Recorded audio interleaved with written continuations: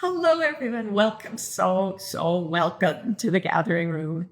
I am in a working space because there is no electricity in my house and the lights goes on. And we've lived in our house for like a month or more, and we still, South Africa, Israel, London, oh my God, we still don't have things really like shipshape. I'll be honest, they are not shipshape. And every time somebody comes to like fix the electricity, they find out that the boiler needs replacing or whatever. It just keeps going forward. And it's quite frustrating, and it seems slower than it should be.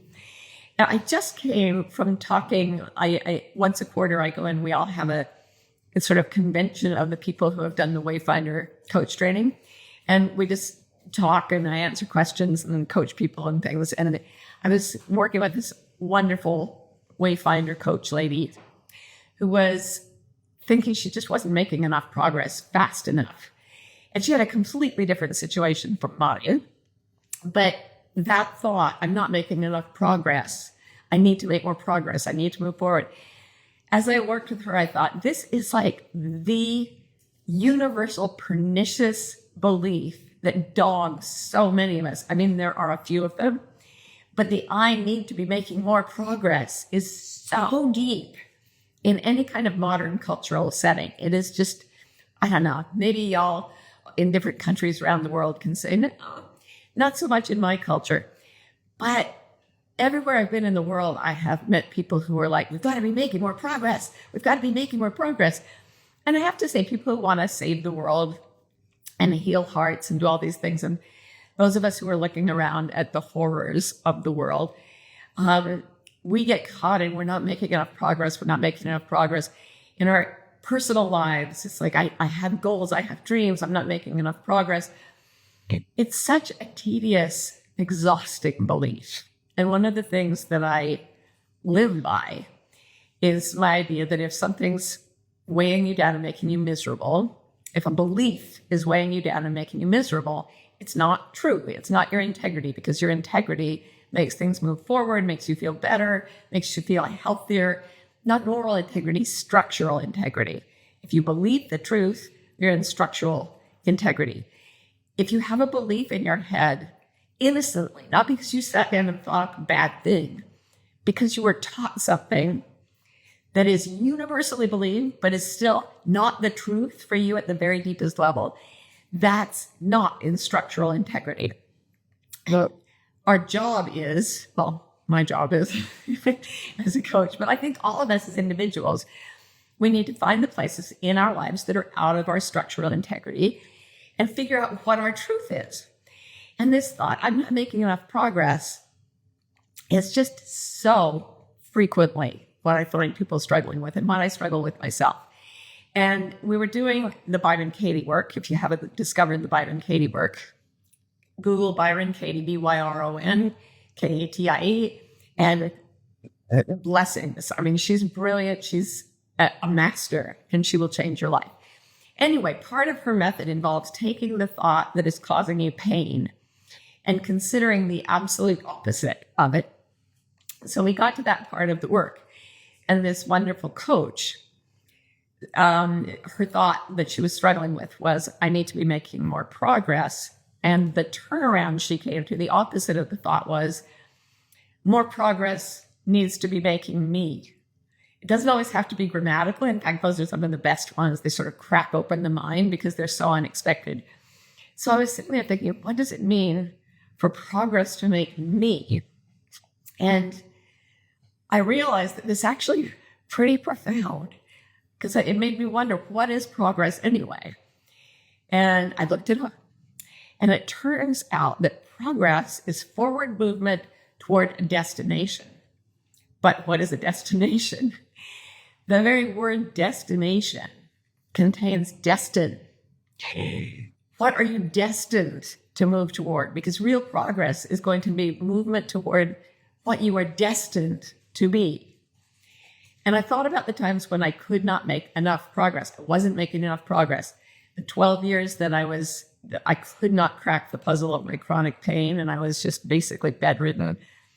And really, like, my life was severely impaired because of the pain. And for all those 12 years, I was like, I'm not making enough progress. I'm not making enough progress. But maybe progress was making me.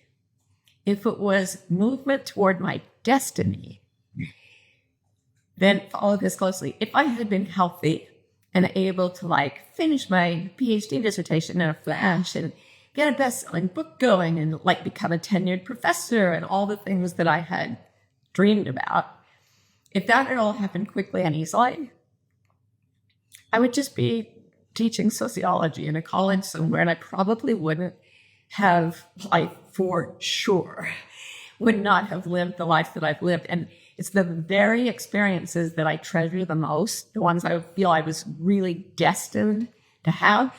Those are the very things I would not be doing if I hadn't spent those 12 years lying in bed with my 3 kids, like gambling about on the bed, because that's the only place I raised them, really. And like trying to deal with the fact that I wasn't matching any of the culture's markers for what I was supposed to be doing. I was so incapacitated. And I was thinking about the famous, John Bunyan's famous book, The Pilgrim's Progress, which was sort of this, it was a book about a guy who was trying to get to happy. He's trying to get to happy, which Bunyan saw as heaven. And he has to go along this road, and so much of our culture is taken from that story. Like, he has to go through the slough of despond, which I'm always referred to like I'm despondent. I'm in the slough of despond. I didn't know that was John Bunyan. Vanity Fair. He has to go to the Vanity Fair, and then he has to break free. He has to grapple with the giant despair, and he has to overcome it. And he has to go through all these really common stumbling blocks to make any progress. So I was thinking about all of y'all out there in the world and the different definitions you've been given of progress and what you think you're supposed to be doing today, tomorrow, this week. What are you supposed to achieve? And what's been pointed out to you as the place you're meant to go? Usually, your cultural environment will tell you it's a model of something you've already seen. So you're supposed to be like your parents, or if that doesn't work, you're supposed to be like a famous celebrity, or you're supposed to be like Mother Teresa. You know, I guess she was a famous celebrity in an odd way, but you know, you're supposed to be like some model of perfection that you haven't chosen, and nobody knows if your destiny is anywhere close to that destination.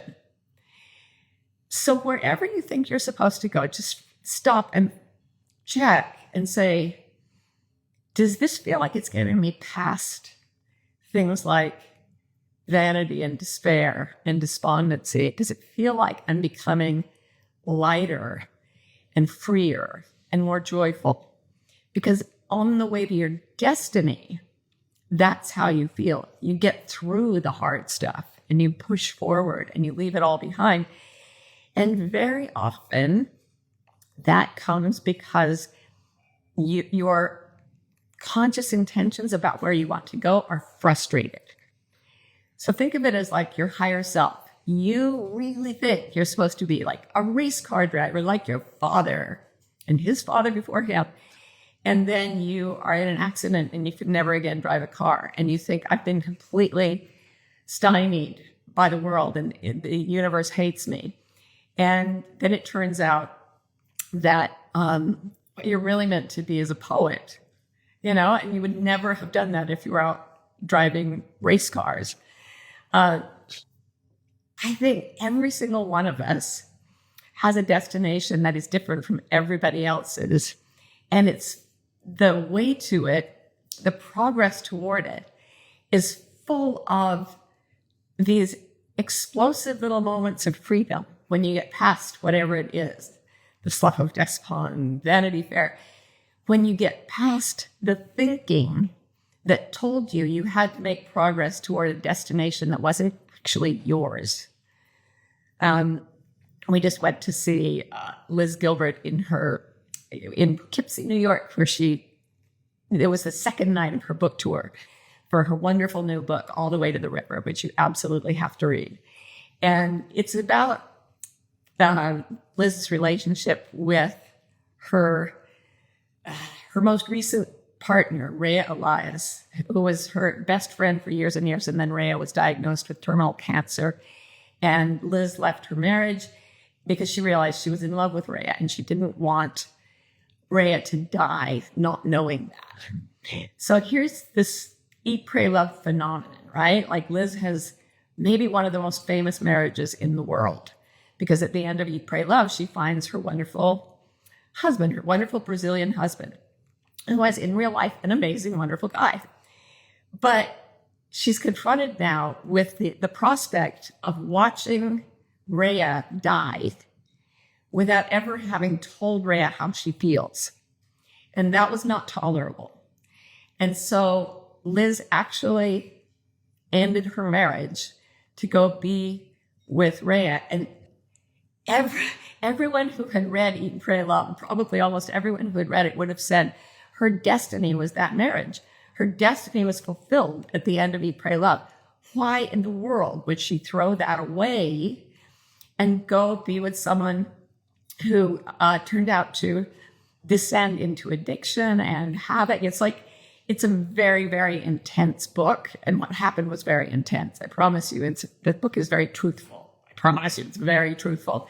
And a lot of people don't understand why she would have done that. She had achieved, she was at her destination. She was at the place where the GPS says, you have reached your destination. And she left. And she went to a scenario that was death and addiction and despair and the deepest suffering she'd ever had. And at one point she talks about, in the middle of all this, Russian hackers got into her bank accounts and stole all her money. And she's walking on the street just with everything. She said it was like it was raining hammers. There are times in your life when it's raining hammers. And she looked up at the heavens and she said, the weirdest prayer anyone ever said. She said, God, make it worse, which was kind of her, because Liz is so focused on goals and destinations. When she decides to do something or be something, she does it 1,000%. So for her to turn from her social, cultural definition of her destiny toward whatever the divine had planned for her, she wanted the instructions clear. She wanted no progress toward what she had once valued and full speed ahead toward whatever the divine had planned. That is a model of something that, in, I hope, a much lesser, milder degree, could be happening to all of us every day when we can't quite make it work, when the kids are sick and we don't get to work, when work is overwhelming and we aren't there for our kids, when the person we love is not reacting the way we want them to react, when we do the hard thing and it turns out to be a failure in the eyes of the world. There are all these places where we can't make forward progress toward the things we think are our destination. But it's progress making us. It's the Pilgrim's Progress saying, not that way, sweetheart, not that way. There is, and we said, then what? And it says, I can't tell you yet, but it will be wonderful when you get there.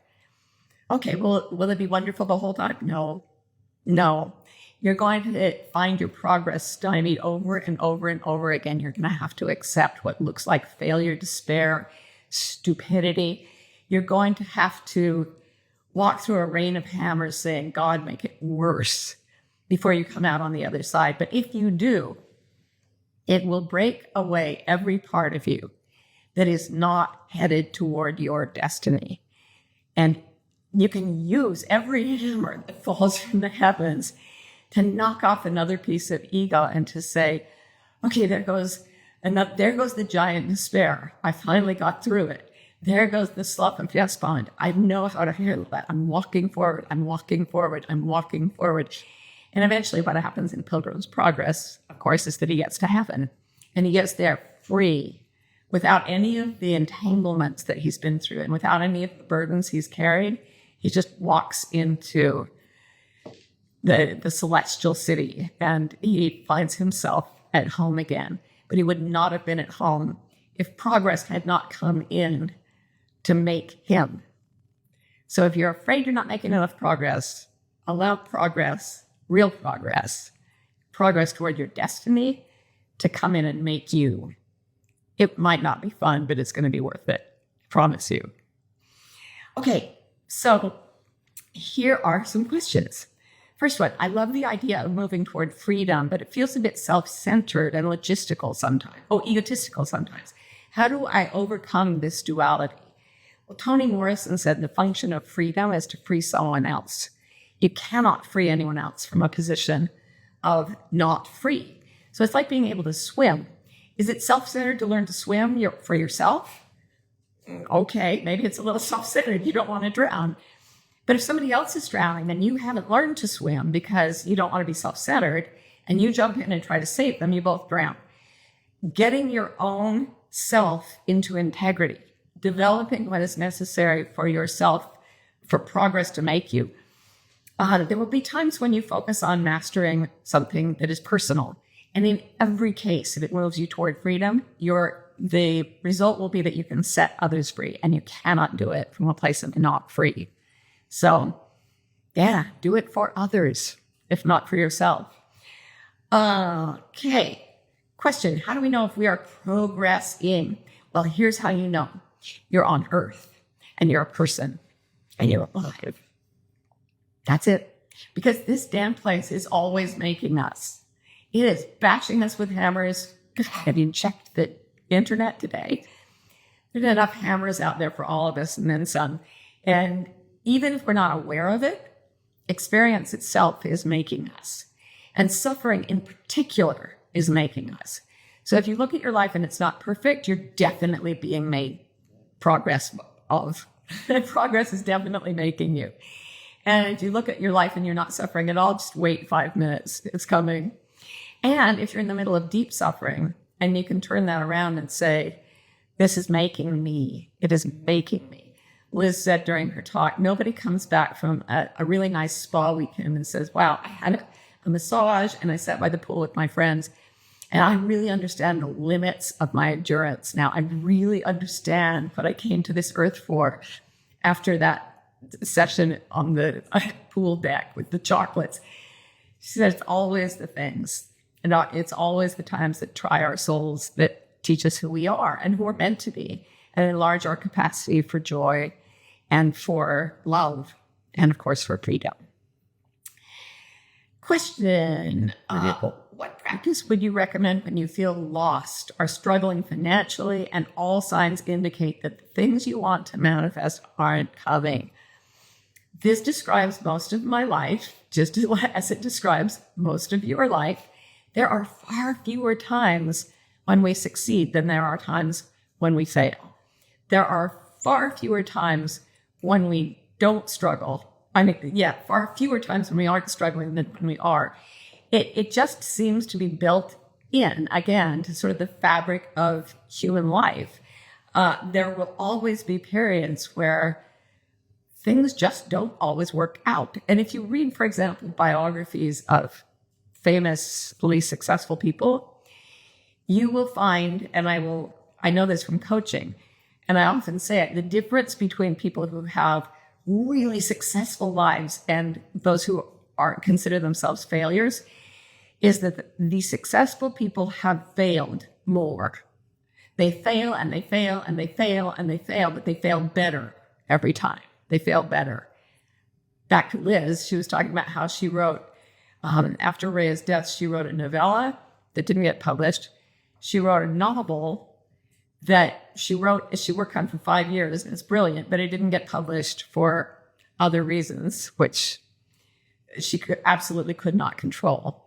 And I think she wrote one more, but she wrote like 5 books that didn't make it before this book got published. Oh, and one about New York in the 40s with showgirls. She wrote all this stuff. And her success was still not assured. Like, she still had things that weren't published or that were stopped from publication. And that would look like being robbed of success. That would be all signs indicating you can't manifest what you want. For a lot of people to put in that much work, 5 years working on a book that is brilliant, brilliantly researched, gorgeously written, and it just doesn't, basically, it was offensive to some people in the world, and so it didn't get published. That would really bite for most of us. And I watched Liz go through it, and she was like, okay, I see why. I absolutely see their point. Fine, I'll write another one. I'm done with that one. It made of me what it needed to make of me, and I thanked it greatly, and I'm moving on. So people who are wildly successful like that are always turning around failure to make it into success. And it is a pattern of thought to think progress is always making me. And if you can get that thought in you in place of I'm not making enough progress, your whole life will look different. And you'll feel successful all the time because, newsflash, you are successful all the time when it comes to moving forward toward your destiny. Always. You are always succeeding at that, whether you're feeling good, bad, or indifferent. So when the things you manifest are coming to be, figure out how progress is making you. And when you get to it, you'll feel the ring of truth and you'll say, okay, I can deal with this, and you'll move forward.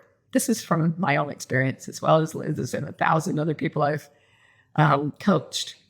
Okay, question. I want to devote my time to making progress on my dreams, but I'm afraid when I come up for air, I'll find myself alone. My loved ones might feel abandoned and leave me. Advice to get over this fear? Making progress on my dreams. So I'm assuming that those are things that take you away from your family. What I would suggest is that if you have a dream that takes you away from a relationship, it is almost certainly coming from the Western, modern, weird, Western educated and industrialized, rich, democratic nations culture that dominates the world right now. In that culture, family, relationships, and success, the things you're supposed to make progress toward, are different. But that's a false dichotomy. If you can, blend your dreams with your relationships. For example, you're a writer, and it's a solitary thing. I can't think of anything more solitary than that. But part of your writing practice is that you write with a group of friends and that you read the things you've written to your loved ones every day. And I've done this. I'm using this as an example because it's something I've done. I've let writing pull me away from people, and I've let writing pull me toward people. Same with exercise or with building a company or literally anything. Take away the false dichotomy that says I have to put on a suit and go to an office and be away from my family. Find a way to blend relationship with task, because those two things are separated by our culture, but they are falsely separated. For hundreds of thousands of years, people got along together, getting the things they needed to survive together. And you can make it work that way if you get creative and let progress make you. Question, is it all about courage? Is that what it comes down to? How beautifully you put that. Yes, it is all about courage. That's what it comes down to.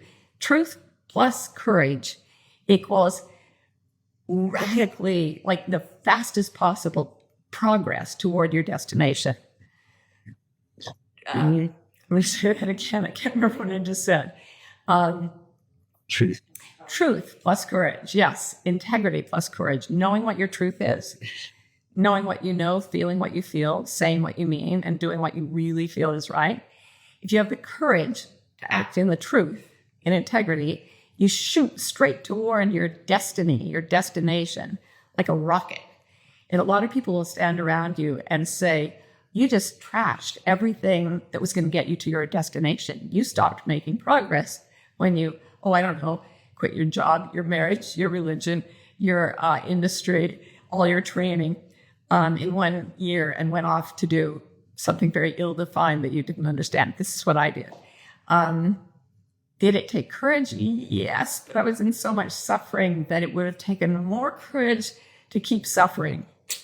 Like Anais Nin said, the day came when the courage it took to blossom became greater than Yes, than the courage it took to stay tight in a bud. So if you have enough courage to move away from suffering, and suffering gives you lots of incentive, you start to go straight toward your destiny without many of the cultural fetters that stop most of us. Courage, yeah. And courage is doing something when you're scared, spitless. So if you're scared, that doesn't mean you're not courageous. All right. Do you believe that people or entities or some damn thing can put a spell on you to block your progress on a specific thing? Sounds crazy, but a real question. I think if something feels like it's doing that, then either the person or thing you're around, if it has that negative spell feeling to it, it's like Superman hits his kryptonite and he starts to become weak. Either that thing is not part of your destination in life, or your beliefs about how to fit in with that group are going counter to your destination in life. So if you feel like something's been putting a spell on you, either move away from the thing or the person or the people, or question the beliefs you hold about how you have to interact with them, how you have to, make them, to impress them, make them happy, set them free, whatever it is. If you feel negatively entranced, leave, either in your body or in your mind or both. All right, question. How can we stay open to trust, maybe when we're making progress in terms of our soul's evolution, if we're not making progress in an ego way? Here's the thing. If you are raging because you can't have what you want, and it feels dark and negative, and you're basically throwing an emotional tantrum because you're not making enough progress, that is progress making you. It's saying, no, sweetheart, no. I can see you're having a tantrum. It's like we're 2-year-olds and we want blue M&Ms and there are no blue M&Ms and we just have a meltdown. The world doesn't give us what we want and we start to scream. And the loving parent of the universe says, sweetheart, no, you don't get what you want right now. It's not the best thing for you. Come on, I've got so many things planned for you. Things are wonderful things. And we can keep having the tantrum, which I think is good sometimes. You get it all out there. Or you can relax and start to wonder, not why is this happening to me, but why is this happening to me? Is progress making me here? Is my destination forming my psyche, my soul right now? And as you start to wonder that, it begins to open itself to you. And that's an exciting time. Question, how would you suggest or encourage that I view the trauma of being abandoned, as well as the trauma of living way out of my own integrity and the feeling that I'm not healing enough? Here's the paradox, sweetheart. The more broken you were, the stronger you heal at the broken places. So I used to think, man, I was broken beyond repair. This is pathetic. And later I came to think that being so deeply broken meant that I could be so strong when I healed, and that was a gift that was given me. Progress was making me, by giving me some pretty serious trauma and abandonment issues. If those are extreme, if it's raining hammers, ask for more, because the progress that is making you is turning you into something really strong and really joyful. Okay, final question. How do we know when we are on the right path of progress making us? I think it's when we can surrender every day and allow it to happen. If you can get up every day and say, I do this every day, I get up, I'm like, oh, I feel like crap. All right. I surrender my resistance to how I'm feeling. I surrender my resistance to the tasks I have to do today. I don't like them. Okay, I don't like them. I own that, but I surrender my resistance. I don't do the things that I don't want to do and I don't have to do. When I have to do something or something affects me that I don't like, surrender allows me to feel that progress is making me and that it is loving and that it is beneficial. I forgot the space, silence, and stillness meditation. We're going to do that for 1 minute and then we're going to go, okay? So look at your screen. Take a deep breath. Try to watch the space between your screen and your eyes. And then ask yourself the brain-changing question, can I imagine the distance between my eyes? Can I imagine the distance between the top of my head and the bottom of my chin? Can I imagine the distance between the top of my head and my heart? Can I imagine the space that makes up almost all the matter of my entire body? Can I imagine I am made mostly of space? Can I imagine the stillness that is always there below the sound of life? Can I imagine the stillness that holds every action? Can I imagine that space, silence, and stillness love me wildly and limitlessly and are making me into the happiest, most wildly adventurous, delighted, tickled, beloved creature the world has ever seen? Can I imagine? You'll find that the more you answer, the more quickly progress will make you. Thank you, everyone. Thank you for showing up. I love you so much. Mwah. See you next time on The Gathering Room.